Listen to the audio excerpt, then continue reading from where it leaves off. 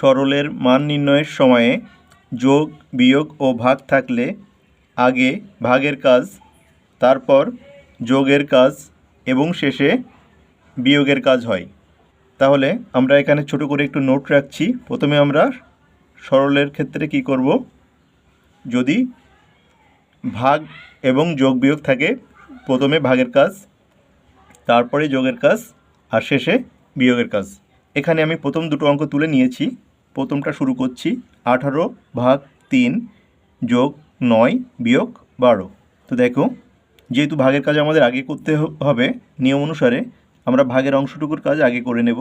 18কে 3 দিয়ে ভাগ করলে 3 6 18, তাহলে এটা হচ্ছে 6। তারপরে যেটুকু লেখা আছে আমরা দেখে দেখে লিখে দেব। যোগ 9 রয়েছে আর বিয়োগ 12 রয়েছে। এখন দেখো, ভাগের কাজ আমাদের হয়ে গেল। এবার নিয়ম অনুসারে কী করতে হবে, যোগের কাজ আগে করতে হবে। তাহলে যোগের অংশটুকু আমরা করে নেব। 9 আর 6 মিলে 15, এপাশে থাকলো বিয়োগ 12।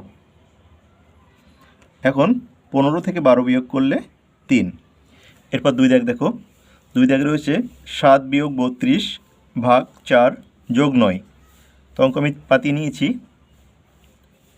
পরের লাইনে দেখো, ভাগের অংশটা রয়েছে মাঝখানে। আমরা তাহলে প্রথমে যা রয়েছে পাতিয়ে নিলাম, 7 বিয়োগ 32কে 4 দিয়ে ভাগ। তো 4-এর নাম তাই, 4 8 32। তাহলে 32কে 4 দিয়ে ভাগ করলে 8 পেলাম। আর শেষে রয়েছে যোগ 9, যোগ 9। এখন নিয়ম অনুসারে আমাদের যোগের অংশটুকু আগে করতে হবে।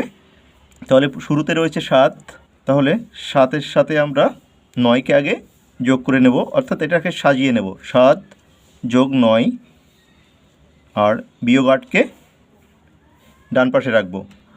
এখন 9-এর সাথে 7 যোগ করলে 16 বিয়োগ এই 8কে বসিয়ে দিলাম। এখন 16 থেকে 8 বিয়োগ করলে 8। তারপর 3 দাগ দেখো, 80 ভাগ 5 বিয়োগ 10 যোগ 8। তো নিয়ম অনুসারে ভাগের অংশটা আমরা আগে করে নেব। 80কে 5 দিয়ে ভাগ করলে কত হয়, 80কে যদি আমরা 5 দিয়ে ভাগ করি, 8-এর মধ্যে 5 যায় একবার, 5 1-কে 5 বিয়োগ করলে থাকে 3, আর এখানে 0 নামলে হলো 30। 30-এর মধ্যে 5 যায় 6 বার, মানে 5 6 30। তাহলে এটা হচ্ছে কত, 16। তাহলে 80কে 5 দিয়ে ভাগ করলে হচ্ছে 16। তারপরে আছে বিয়োগ 10, বিয়োগ 10। তারপরে আছে যোগ 8, যোগ 8।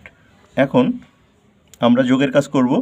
তার মানে 16 সাথে 8কে নিয়ে আসবো আর বিয়োগ 10কে ডানে সরিয়ে দেব। এখন 16 আর 8 হচ্ছে 24 বিয়োগ 10। তাহলে 24 থেকে 10 বিয়োগ করলে 14। এরপর 4 দাগ দেখো, 4 দাগে রয়েছে 6 বিয়োগ 12 যোগ 36 ভাগ 4। তাহলে আমরা ভাগের অংশটুকু আগে করব। প্রথম যা আছে পাতিয়ে রাখলাম, 6 বিয়োগ 12 যোগ 36কে 4 দিয়ে ভাগ করলে 4 9 36, মানে 36-এর মধ্যে 4 যায় 9 বার। এখন আমরা যোগগুলো এক জায়গায় করে নেব। 6 যোগ শেষে আছে 9 আর বিয়োগটাকে ডানে সরিয়ে দেব, বিয়োগ 12। 9 আর 6 যোগ করলে 15 বিয়োগ 12। 15 থেকে 12 বিয়োগ করলে 3। দেখো 5 দাগে রয়েছে 6 বিয়োগ 44 ভাগ 4 যোগ 7 তুলে নিয়েছি। তাহলে ভাগের অংশটি আগে করে নেব। 6 বিয়োগ 44কে 4 দিয়ে ভাগ করলে 4 11 44 11, আর শেষে রয়েছে যোগ 7। এখন সাজিয়ে নেব।